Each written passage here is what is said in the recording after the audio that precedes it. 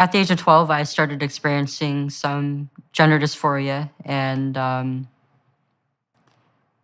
I started seeing a therapist, and I got the diagnosis, and I started going on the path of medical transition at the age of 13, starting with blockers and then moving on to hormones. And at 15, I got a double mastectomy, but it turned out that it wasn't the best decision for me, and I stopped transitioning at the age of 16.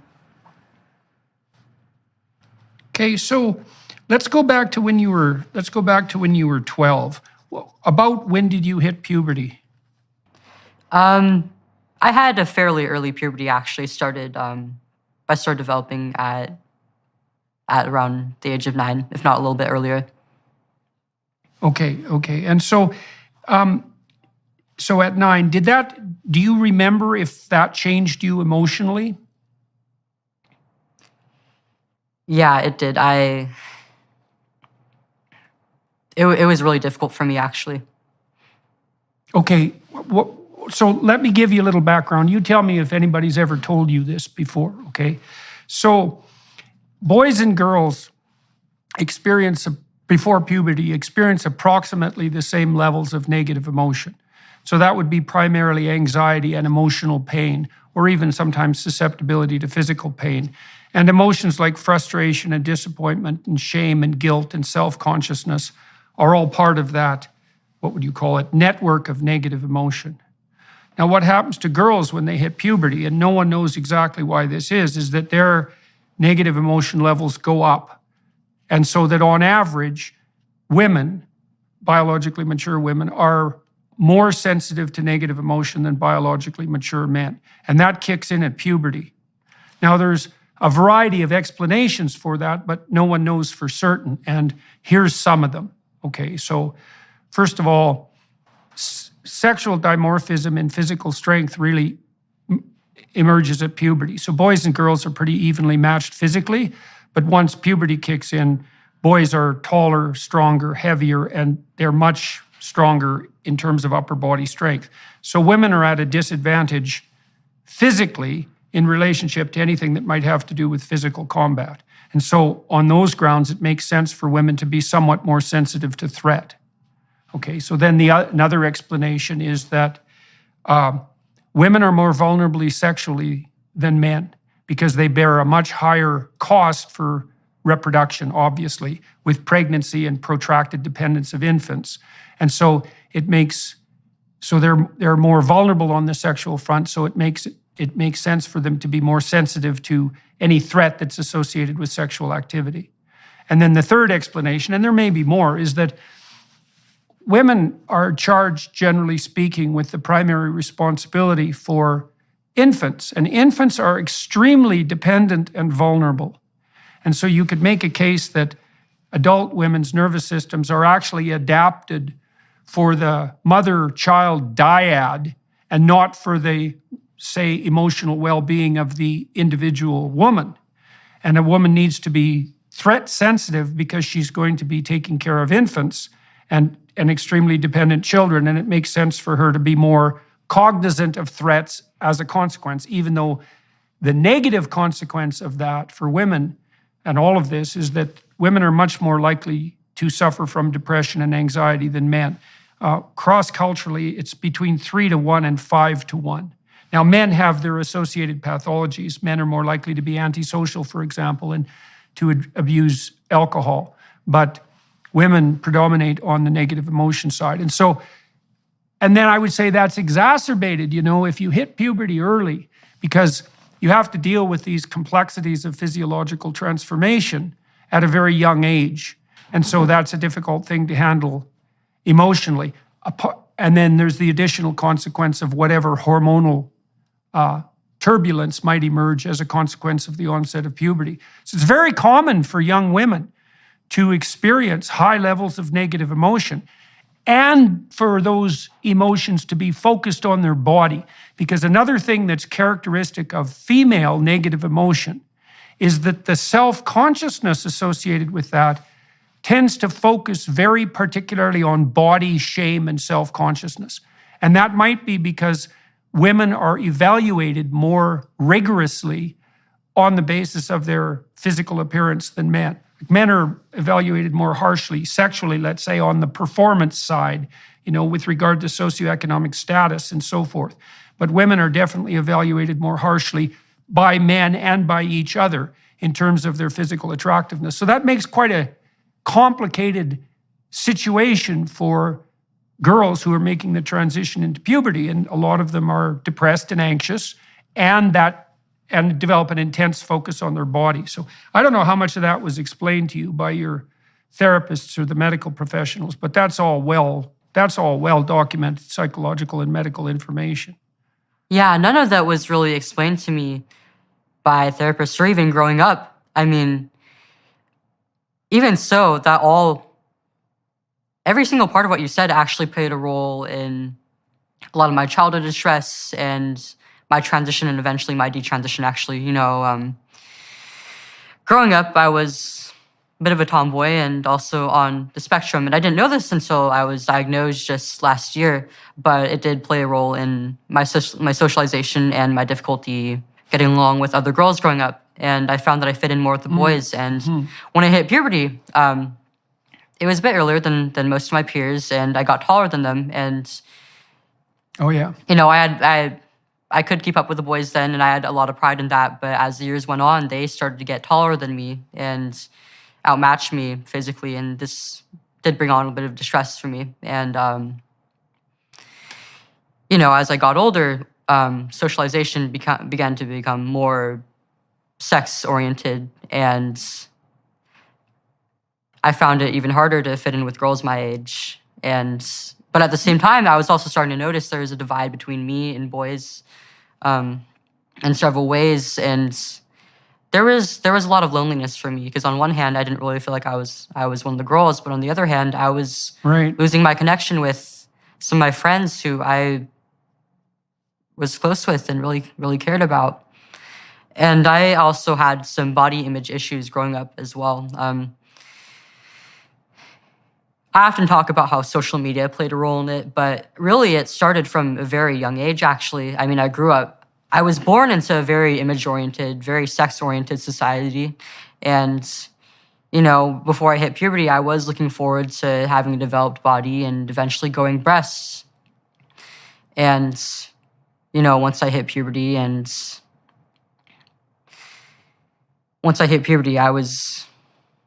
it wasn't what I expected, and I was really quite disappointed how I looked. I was very, very skinny. I was on the smaller chested side.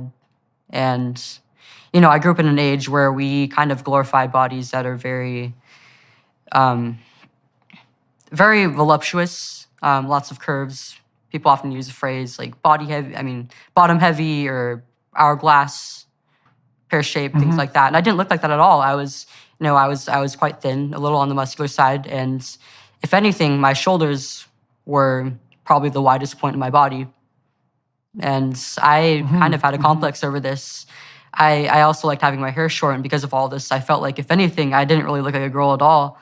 I didn't look like the other girls my age, and I felt like I just wasn't pretty, and that I would never really have any worth as a woman. It's a very rare adolescent, and probably a particularly rare female adolescent who feels attractive in the early stages of puberty. So everything that you experienced, although you may have experienced it, in an exaggerated manner for some of the reasons you laid out, but everything you experienced is in some real sense par for the course for a few years for the vast majority of people. Now, you did add one additional issue, which we could delve into a little bit, which I think is relevant. So you said that you're on the spectrum and that you had an easier time communicating with boys than with girls. And so here's something to know about that. So the biggest reliable difference that's been documented between males and females, and this becomes even larger in egalitarian societies, by the way, is orientation of interest. So women are higher in negative emotion and they're more agreeable, and agreeableness is both compassion and politeness. And although the difference between men and women isn't massive, it's significant, and it also maximizes in egalitarian society. So it looks like it's biological. But the biggest difference is in interest. And boys, males, are more reliably interested in things, and girls, females, are more reliably interested in people. But people on the autistic spectrum are also more reliably interested in things. And so, for example, if you're extremely autistic, the psychological phrase for descriptive purposes is lacking theory of mind. And so extremely autistic people have a hard time understanding what's going on in someone else's mind at all. They tend to be almost entirely thing-oriented. And there's a much higher preponderance of autistic symptoms among engineers. And then if engineers in Silicon Valley, for example, male engineers and female engineers often, by statistical comparison, often marry, and their children are disproportionately likely to be autistic. And so the fact that you are tilted towards the autistic end of the spectrum, first of all, that might just be an indication of neurological wiring that tilts you towards interest in things, just so you know that. So that's not necessarily autistic in and of itself. It's just part of the normal variation in what would you call it? Well, in attentional orientation.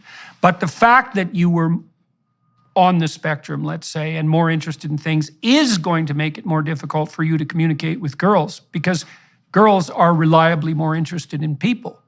And so, and then on the image front, you know, this ties in with the idea of self-consciousness. So if you're on stage and you're talking to people and you become aware of yourself, tends to make you nervous and sweat and to become uncomfortable, to experience high levels of negative emotion. And self-consciousness itself looks like a manifestation of negative emotion. They're incredibly tightly linked statistically, almost indistinguishable from one another. And so what you see happening very often in girls, because girls are self-conscious in relationship to their body, because that's one of the primary ways they're assessed, let's say, for attractiveness and for social status, is that self-consciousness tends to take the form of intense preoccupation with body and with image. And so that can be exacerbated by whatever social trends happen to be in place, but it's a very deep-seated problem. And so that's part of, and also the fact that you hit puberty earlier is going to make that, obviously, is going to make that more complicated, because it means you're not as neurologically or practically mature when you have to contend with all these issues. So everything that you described, in some sense, could have been attributed to the difficulties of normative development, just so you know.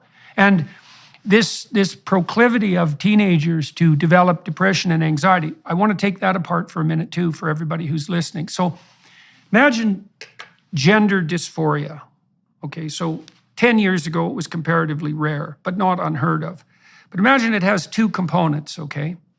One is a tendency towards negative emotion, so suffering, anxiety, depression, frustration, disappointment, pain, shame, guilt, self-consciousness, all of that. And then imagine there's a second part of it that's more specifically focused on discomfort with the body. Okay, the first part of that is the bulk of it. So if you look across forms of psychopathology, like mental illness, the major segment is high levels of negative emotion like depression and anxiety. And a secondary segment is the particular manifestation of that, in your case, in body dysmorphia.